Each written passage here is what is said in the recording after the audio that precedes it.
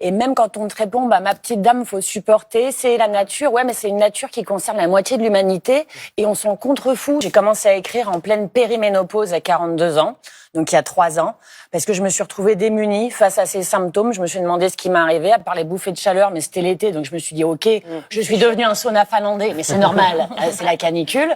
Sauf que je restais en mode chaudière ambulante en plein hiver. Donc si tu veux, à un moment donné, je me suis dit, il y a quand même un petit souci. Et puis d'autres symptômes, quoi. Ben, il y a la baisse de la libido, le problème de sommeil, les problèmes d'humeur, les problèmes en général dans la vie. On est en plein dans le sujet du livre, là. Eh ben, c'est exact. Ça a commencé par ça. Merci d'en parler. Ah, bah, cool. Voilà. Je pense vraiment que la ménopause reste, pour moi, le dernier grand tabou parce que c'est un peu synonyme de péremption. C'est difficile de l'évoquer. Beaucoup de femmes n'osent même pas en parler auprès de leur compagne ou compagnon. Je pense que c'est compliqué parce qu'on a l'impression que c'est le début de la fin et c'est un peu ce qu'on nous a laissé sous-entendre pendant des années.